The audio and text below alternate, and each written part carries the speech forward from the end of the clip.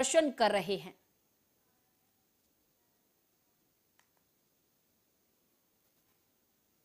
हनुमान जन्म महोत्सव पे हम लोगों ने भगवान का जन्म का कार्यक्रम मनाया सुबह 6:31 पे।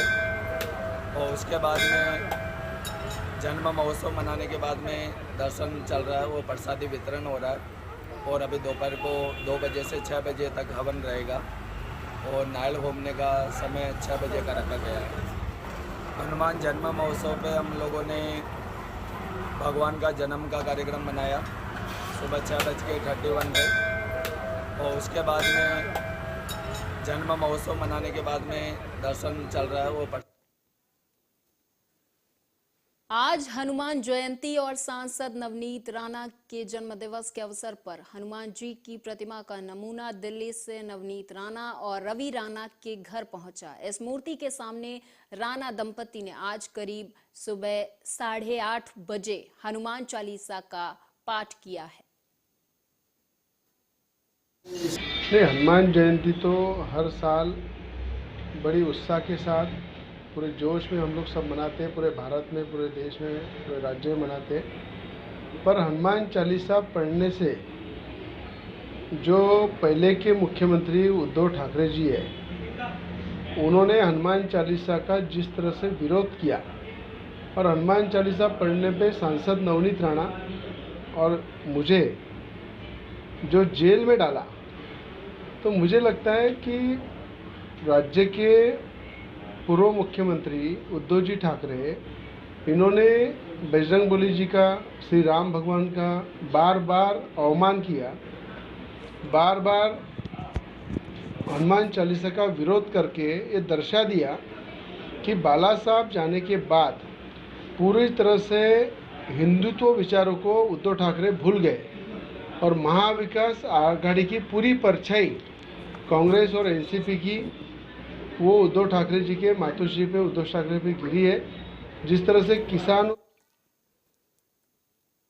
महाराष्ट्र में ठाकरे गुट से सांसद अरविंद सावंत के बयान के खिलाफ शिवसेना की तरफ से जूता मारो आंदोलन किया गया। इस दौरान इस विरोध प्रदर्शन में 500 से ज्यादा रिक्शा शामिल हुए। तो वहीं उनका कहना था कि बार बार ठाकरे गुट के कार्यकर्ताओं के द्वारा मुख्यमंत्री एकनाथ शिंदे पर अपमानजनक वक्तव्य किया जा रहा। अगर ठाकरे गुट के सांसद अरविंद सावंत माफी नहीं मांगते तो ये विरोध प्रदर्शन गली गली में जाएगा। ने जो वक्तव्य किया है उसकी उन्होंने माफ़ी मांगना चाहिए, नहीं तो रास्ते पे पूरी गरीब जनता है रास्ते पे उतरेगी। गरीब जनता का अपमान करने का अधिकार उनको किसी ने दिया नहीं है। आज कोई रिक्शा वाला हो, पान टपरी वाला हो, चाय वाला हो, भाजी वाला हो, टेम्पो वाला हो या कोई लेबर भिखारी हो, आज मेरे ख्याल से 20 टक्का जनता ये लेबर काम करती है। उनका अपमान करने का, पूरे देश की जनता का अपमान करने का अधिकार उनको किसी ने नहीं दिया। जो कोई अपने अच्छे मौकाम पे पहुंचता है वो कड़ी मेहनत करके पहुंचता है, अपने फैमिली को पीछे रख के पूरा दिन रात उसमें जब मेहनत करता है तब वो मुकाम पे पहुंचता है। ऐसा मेहनत करने वाले आदमियों का अपमान करने का उनका कोई अधिकार नहीं। मुंबई की बोरीवली पश्चिम एमएचबी पुलिस स्टेशन अंतर्गत स्थित भगवती हॉस्पिटल के पास बेसिन कैथोलिक कोऑपरेटिव बैंक के एटीएम में 5 मार्च को 2:50 के लगभग 2 अज्ञात लुटेरों ने एटीएम मशीन के साथ स्क्रू ड्राइवर हथियार से छेड़छाड़ की और बाहर निकलकर पैसे निकालने वाले का इंतजार करने लगे। पैसे निकालने गए ग्राहक जैसे ही पैसे निकालने की कोशिश करते हुए नजर आए, लेकिन पैसे नहीं निकलने पर ग्राहक वापस चला गया, जिसके बाद लुटेरों ने स्क्रू ड्राइवर के द्वारा छेड़छाड़ कर पैसे निकाले और वहां से फरार हो गए। हालांकि पुलिस ने सीसीटीवी की मदद से आरोपियों को धर दबोचा है। 8 मार्च को एक एफआईआर रजिस्टर हुआ था एमएचबी पुलिस स्टेशन, जिसमें एक एटीएम में छेड़खानी करके चोरी करने का प्रयास किया गया था। सीसीटीवी फुटेज वगैरह हमने उसका प्राप्त किया था। इन्वेस्टिगेशन में जो क्लू मिले उस पर से हमने 2 आरोपियों को थाने जिला से ताबे में लेके अरेस्ट किया है। अरेस्ट हुए आरोपी धीरेन्द्र कुमार यादव और अभिषेक यादव दोनों प्रतापगढ़ के रहने वाले हैं, जिला प्रतापगढ़, यूपी के। उनको अरेस्ट किया गया है। पूछताछ में और भी काफ़ी जगह इस तरह का उन्होंने प्रयत्न किया या फिर कहीं सक्सेस भी हुए, ऐसा करना निष्पन्न हुआ है। कम से कम 5 एफआईआर में उनका रोल। नवी मुंबई पुलिस ने एक ऐसे आरोपी रिक्शा चालक को गिरफ्तार किया है जिसने एक महिला यात्री के सिर पर सीमेंट कंक्रीट का पत्थर फेंककर उसकी हत्या कर दी थी। हालांकि पुलिस ने अब आरोपी को गिरफ्तार कर लिया है। आडिवली भुतवली गावामध्ये एका निर्जनस्थळी एका महिलेचा मृतदेह मिळाला होता। आमचे सिनियर पी.आय. दौंडकर आणि त्यांची टीम त्या ठिकाणी गेल्यानंतर त्यांच्या लक्षात आलं की सदर महिलेचा कोणीतरी सिमेंट कॉन्क्रीटची वीट डोक्यामध्ये टाकून मर्डर केला होता। ही महिला अनोळखी होती आणि त्या ठिकाणी गुन्ह्याचे कोणताही ठाव ठिकाणा लागत नव्हता आरोपीचा। तरी 2-3 दिवस कंटिन्युअसली आमच्या लोकांनी टेक्निकल ॲनालिसिस करून त्याचप्रमाणे ग्राउंडवर जाऊन साक्षीदार आणि इतर गोष्टींची विचारपूस आणि तपासणी करून याच्यामध्ये आरोपी अटक केलेला आहे। जो आरोपी आहे तो मोहम्मद अहमद मोहम्मद अली राइन आडिवली। महाराष्ट्र के 2 जिलों अहमदनगर और नंदुरबार में कल रात 2 गुटों के बीच जमकर पत्थरबाजी हुई जिसमें 2 पुलिसकर्मी घायल हो गए हैं। दोनों जिलों से कई लोगों को गिरफ्तार भी किया गया है और उनसे पूछताछ जारी है। सूत्रों के मुताबिक बता दें कि अहमदनगर में रामनवमी के दौरान झंडा लगाने को लेकर 2 समुदायों के बीच झगड़ा हुआ था और इस दौरान जमकर बहसबाजी भी हुई। इसके बाद झगड़ा निपटा लिया गया, जिसके बाद उन्हीं 2 गुटों के बीच कल बाइक पार्किंग को लेकर फिर झगड़ा हुआ और फिर मारपीट के बाद पत्थरबाजी हुई और तनाव बढ़ गया।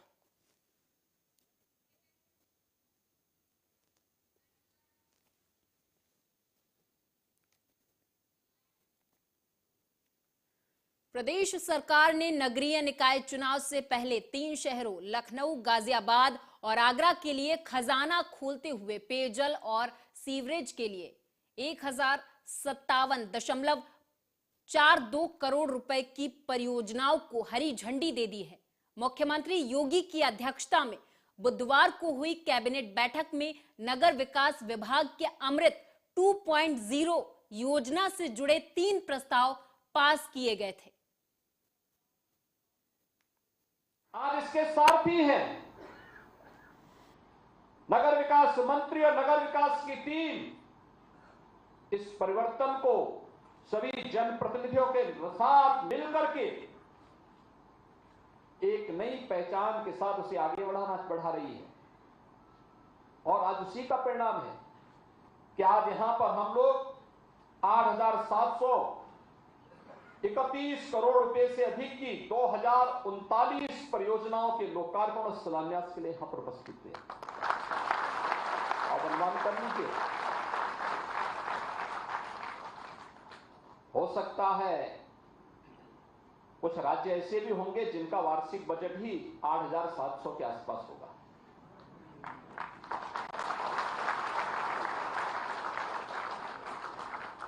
ये जितने कार्यों का हम नगर विकास का आज यहां पे लोकार्पण और शिलान्यास कर रहे हैं, आप सोचिए इतना तो केवल यहां पे लोकार्पण और शिलान्यास पे कार्य एक साथ यहां पर होने जा रहे हैं, या तो हो चुके हैं या होने जा रहे हैं।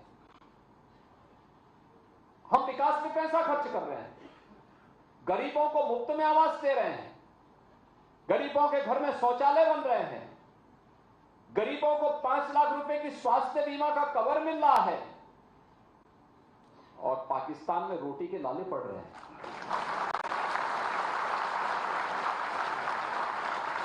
जब अच्छी सरकार आती है तो ऐसे ही परिवर्तन करके लाती भी है। और किस स्तर पर 17 लाख से अधिक गरीबों को नगरीय क्षेत्र में अब तक एक आवास उपलब्ध कराया जा चुका है, जिसमें 2.5 लाख रुपए प्रति आवास उपलब्ध कराया जाता है। 17 लाख से अधिक। और अगर ग्रामीण क्षेत्र को भी जोड़ देंगे तो भाइयों बहनों इसकी संख्या 54 लाख है। 54 लाख गरीबों को उत्तर प्रदेश के अंदर एक आवास उपलब्ध हो जाना।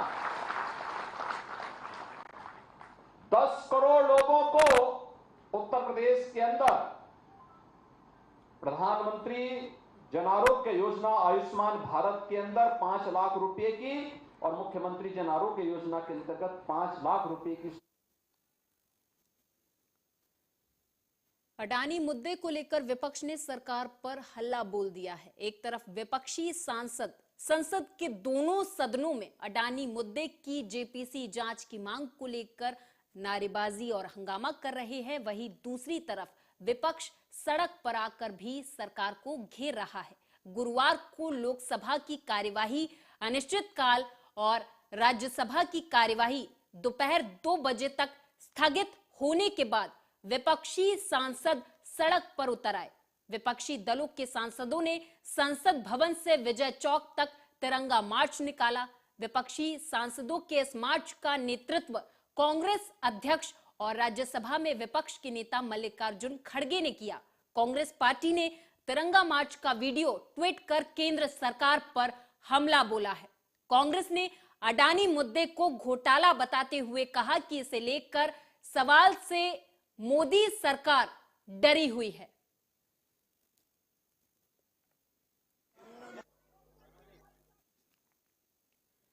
बता दें आपको कि विपक्षी दलों के सांसदों ने संसद भवन से विजय चौक तक तिरंगा मार्च निकाला। विपक्षी सांसदों के इस मार्च का नेतृत्व कांग्रेस अध्यक्ष और राज्यसभा में विपक्ष के नेता मल्लिकार्जुन खड़गे ने किया। कांग्रेस पार्टी ने तिरंगा मार्च का वीडियो ट्वीट कर केंद्र सरकार पर हमला बोला है। आप भी सुने। देखिए, कोशिश करना अपना काम है। डेमोक्रेसी में डेमोक्रेटिक वे से लड़ना हम सबका काम है। अगर सरकार नहीं मानती तो ये हठधर्मी है। सरकार हमेशा पॉजिटिव रहना चाहिए, रिस्पांस देना चाहिए डेमोक्रेसी में। अगर आप डेमोक्रेसी को जिंदा रखना चाहते हैं तो अपोजिशन की बात भी सुननी चाहिए, और वो हठधर्मी पे हैं, इसीलिए ये सब सेशन पूरा वॉश आउट हुआ। और जो चीज पार्लियामेंट में हो रही है, यानी लोअर हाउस में, यहाँ पर राज्यसभा में उसके लिए लड़ रहे हैं, क्या संबंध है? और लोग डिस्क्वालीफाई भी हो गए, फिर भी माफी मांगो माफी मांग। कौन आके माफी मांगना वहाँ पर राज्यसभा में? आप सोचने की बात है ना।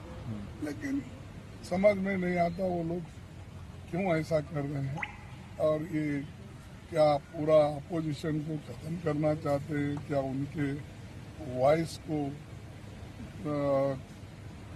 कमजोर करने का कर रहे हैं?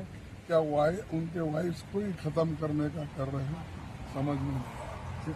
देखिए, आज पूरा विपक्ष तिरंगे के साए में निकला है, ये बताने के लिए कि पूरे सत्र में जिस तरह से विपक्ष की आवाज कुचली गई वो लोकतंत्र के लिए शर्मनाक है। सरकार ने एक भी दिन, एक भी मिनट सदन को नहीं चलने दिया। राज्यसभा में, लोकसभा में भी यही स्थिति रही। तो हम सारे लोग, पूरा विपक्ष, 19 पार्टियां तिरंगा लेकर के इसलिए निकली हैं ताकि हम देश को ये बता सकें कि भारतीय जनता पार्टी के मन में न तो लोकतंत्र के लिए कोई सम्मान है, ना ही विपक्ष के लिए कोई सम्मान है। वो हर आवाज को कुचल देना चाहते हैं। पहले सड़क पर कुचल रहे थे, अब संसद में भी कुचल। देखिए, कोशिश करना अपना काम है।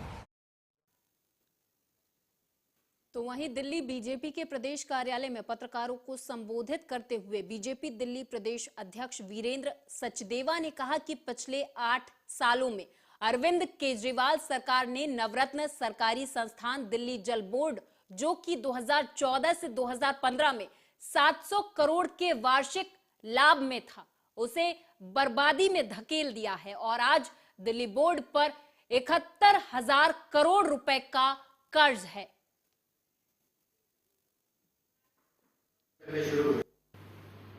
और पाइप लगा के उन ड्रम को भरा जाता है, और उस समय माताएं बहनें जो पानी भरने के लिए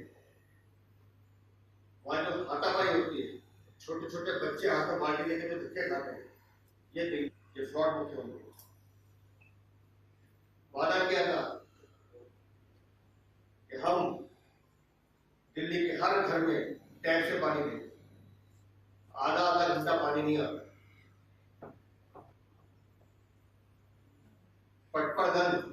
मेरे मोबाइल में मैसेज है, मैं नहीं जानता कौन सा आपके साथ जुड़ा है, नाम नहीं पता। केंद्रीय मंत्री किरेन रिजिजू ने दिल्ली में मीडिया से बात करते हुए कहा कि कांग्रेस और उनके साथियों ने बेहद गलत तरीके से परेशान किया और सदन को चलने नहीं दिया। राहुल गांधी को लेकर कांग्रेस पार्टी और उसके साथियों ने जो किया वो देश देख रहा है।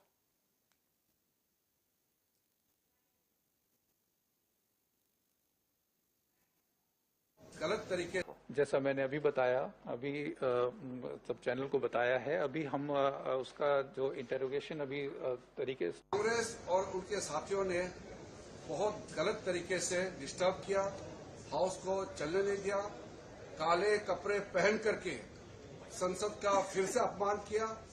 ये बहुत देश के लिए दुर्भाग्यपूर्ण अवस्था है। हम चाहते हैं कि इस संसद का मान सम्मान को बनाए रखना चाहिए, लेकिन एक कांग्रेस नेता श्री राहुल गांधी को लेकर के कांग्रेस पार्टी और उसके साथियों ने जो किया है, देश देख रहा है। अभी हमने देखा है किस तरीके से कांग्रेस और उनके गिरोह मिलकर के कोर्ट के ऊपर दबाव डालने के लिए सूरत कोर्ट में जाकर के जिस तरीके से बातें कही है और जिस तरीके से जुलूस निकल करके कोर्ट के परिसर में गई, ये बहुत ही निंदनीय है। मैं इसका खंडन करना चाहता हूं। कांग्रेस और उनके साथियों ने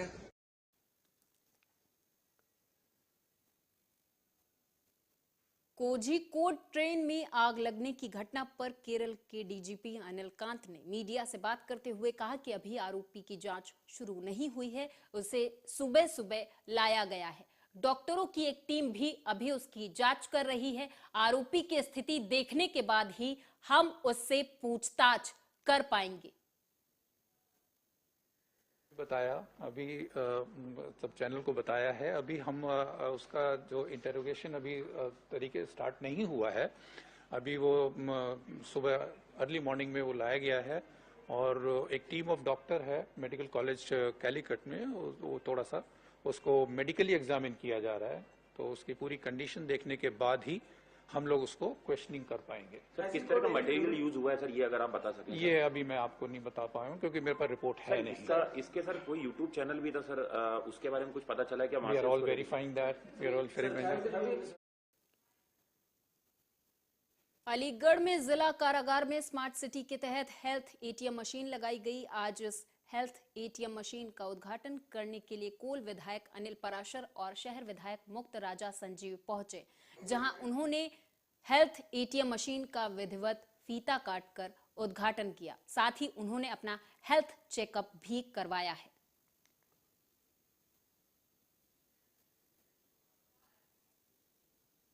नगर निगम के माध्यम से एक हेल्थ एटीएम कारागार को प्राप्त हुआ है और जो कि बंदियों के स्वास्थ्य के दृष्टिकोण से काफ़ी बेहतर है। उसी के अनुक्रम में माननीय विधायक कोल और सदस्य जो है, दोनों विधायक और विधायिका मैम उपस्थित हैं और आप लोगों के माध्यम से उसका लोकार्पण हुआ है हेल्थ एटीएम का, और बंदियों के हितार्थ इस प्रकार की सेवाएं सुपुर्द की गई। साथ ही नगर निगम में उद्यान के माध्यम से और स्मार्ट सिटी की योजना के अंतर्गत विभिन्न जगहों पर कारागार में जो बेंचेज बन रही हैं, फोल्डेबल सीमेंटेड बेंच, वो लगभग 50 नग हम लोग यहाँ से नगर निगम को। अलीगढ़ जनपद कारागार में बंदियों की विशेष सुविधा के लिए, बंदियों के स्वास्थ्य की जांच के लिए और मल्टी डिसीज हेल्थ चेकअप के लिए यहाँ पर एक हेल्थ एटीएम की स्थापना की गई है। और मैं समझता हूँ जिसके द्वारा बहुत कम समय में बहुत सारी बीमारियों का एक प्लेटफॉर्म पर डायग्नोसिस और जाँच संभव हो सकेगी। मैं मुझे समझता हूँ कि 40 से ज़्यादा बीमारियाँ इसमें 4 या 5 मिनट के अंदर डायग्नोस हो जाएंगी। और जिस तरह का अलीगढ़ के कारागार में कैदियों का भार भी यहाँ अधिक है, हाथरस जनपद के भी कैदियाँ रहती हैं, उसके मद्देनजर मैं बधाई देना चाहूँगा अलीगढ़ प्रशासन को, अलीगढ़ नगर। और इसी के साथ इस बुलेटिन में मेरे साथ बस इतना ही। आप देखते रहें आर्या न्यूज।